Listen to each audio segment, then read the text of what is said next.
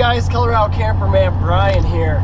So I am driving back home right now from a truck camper trip to Copper Mountain, where I stayed for just one night and got a couple of days of snowboarding in. But I wanted to make a video as I'm driving home here on how a truck camper will affect your gas mileage or fuel economy.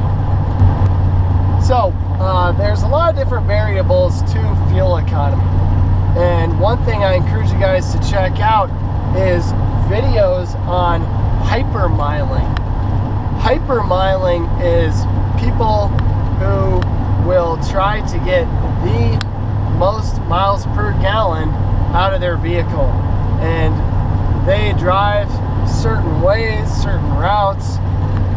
They do a lot of different stuff that really helps with their fuel economy. So if fuel economy is one thing that you are concerned about, I encourage you to check out, like I said, hypermiling on YouTube. So let's first talk about my rig and my setup that I have. So I have a 1995 Chevy Silverado 2500.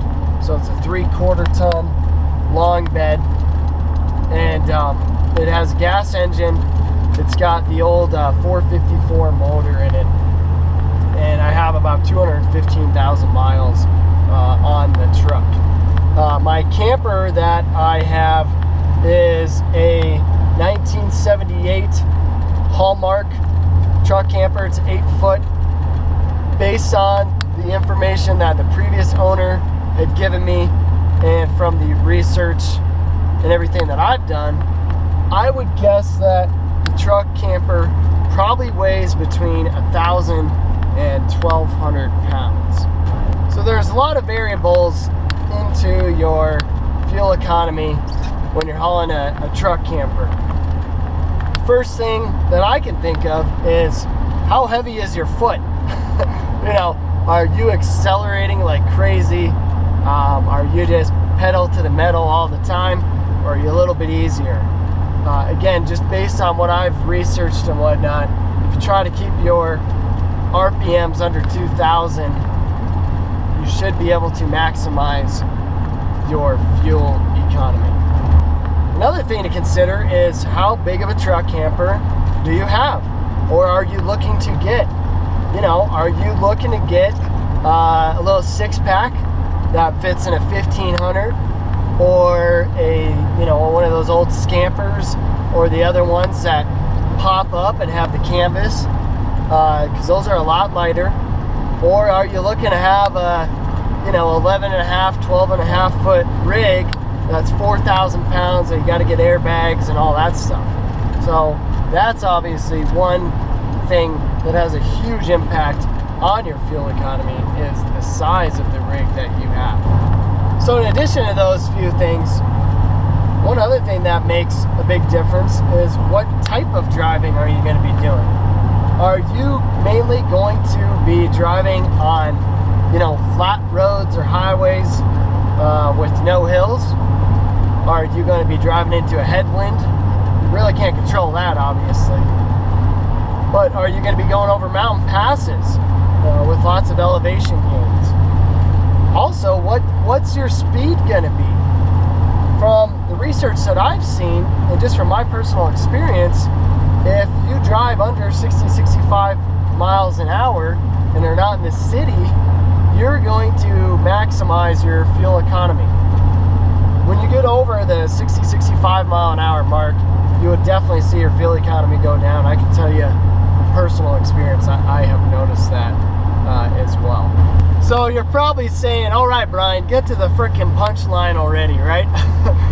What impact does a truck camper have on your fuel economy?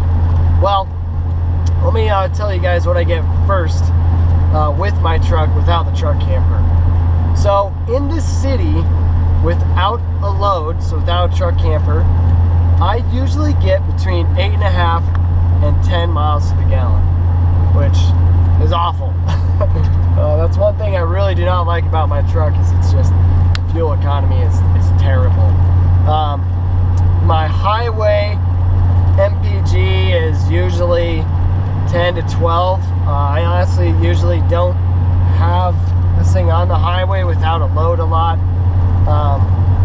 But from when I have had it on there, it's usually maybe upwards of 12. So the truck camper, believe it or not, with my truck camper, on probably, I think I've done 9 to 10 trips with it, my fuel economy has been between 9.5 and 10 miles per gallon, which was pretty surprising to me. And like I said, that's after about 9 to 10 fill-ups and actually tracking it between 9.5 and 10 miles per gallon. So if we're comparing it to highway, because that's mostly what those miles are, I saw a decrease, you know, I don't know the exact math, but it's probably between like 15 and 20% in my fuel economy. So a couple of things that are interesting with the fuel economy that I've been averaging with the truck camper. The first thing is that from my house to Copper Mountain is usually about 240, 250 miles round trip. That's usually where I take my truck camper.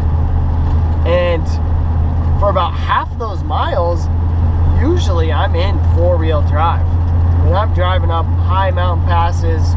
You know, I'm driving places where there's 6 to 10 feet of snow or more, depending on the season. It's not on the road, obviously, but there's lots of snow everywhere. So that's one thing that I found very interesting. Despite having my truck in four-wheel drive, for, you know, probably a third to a half of the miles that I drive on each trip, my fuel economy is actually, you know, halfway decent in comparison to what my truck normally gets. Something else that I do want to mention with my fuel economy is there's two ways to get to Copper Mountain from my house. I live in Colorado Springs. I can either go I-25 to I-70, which I think I've done maybe once. It's all interstate driving. Speed limits are higher. Traffic is also can be ridiculous. It can either be a 2.5-hour drive or a 5-hour drive based on the weather conditions and how much traffic is out there. So I usually go the back route, which takes me up to Woodland Park, to Breckenridge, and then to Copper Mountain. And it's less miles actually than the I-70 route, and the speed limits are all under 65 miles per hour. So that is the way that I primarily take. So I do average under 65 miles per hour, and it's all highway too.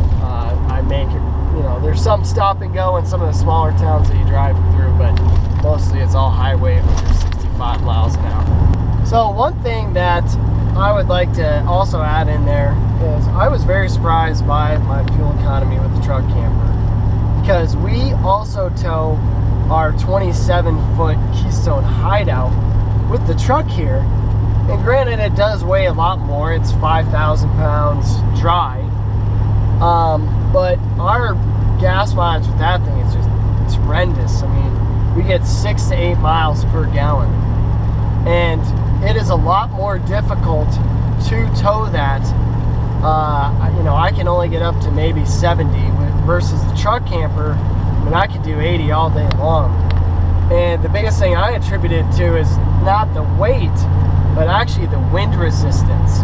You know, with the truck camper, it just sits directly over the cab of your truck, and the wind kind of just goes around it in addition to your truck. It's just right there. It's not as much as a hard brake like with a tow behind. You know, you're going to have the wind go up and over the cab of your truck, and then it's going to have 10 to 14 feet or something like that, where the wind is going to go up and over your truck, and then it's going to go through your bed and then smack the front end of your tow behind. And I mean, like I said, I can definitely tell a difference with the wind resistance when I'm towing our camper versus the truck camper. I don't really notice any wind resistance really at all. So one thing I'd like to throw in there as well is, this doesn't have anything to do with fuel economy, but when I was purchasing my truck camper, I was toying between a pop-up and a hard-sided camper. And I had read on reviews and forums and stuff like that, oh, you know, hard side's gonna toss you around in heavy winds and, you know, all this stuff. And I was honestly pretty concerned about it. And after I purchased the truck camper, I just found out that is not the case. Now, a couple things I think play into that. One, I am not maxing out what my truck can handle. Like I said, max, I think my camper weighs maybe 1,200 pounds, and I have a 3/4 ton truck. Another thing that I feel really helps is that I have a long bed. My wheelbase is a lot longer. So my opinion is on it that as long as you have a heavy duty enough truck and you're not pushing the limits of what your truck can handle, you know, a hard-sided truck camper is just fine. And I really don't feel like, I haven't noticed a difference in heavy winds really at all. I don't get tossed around. You know, maybe you guys have had some experience with that. If you have, feel free to comment. But if that is concerning yours, I'd like to tell you that you shouldn't be too worried about that. Alrighty, so that will wrap things up for how a truck camper will impact your fuel economy or gas mileage. If you guys have any questions or comments, or if there's anything that you guys have found to be really helpful, I'd love to hear it. So feel free to message me below. Otherwise, thank you guys for checking my video out here today. Please subscribe and have a happy new year.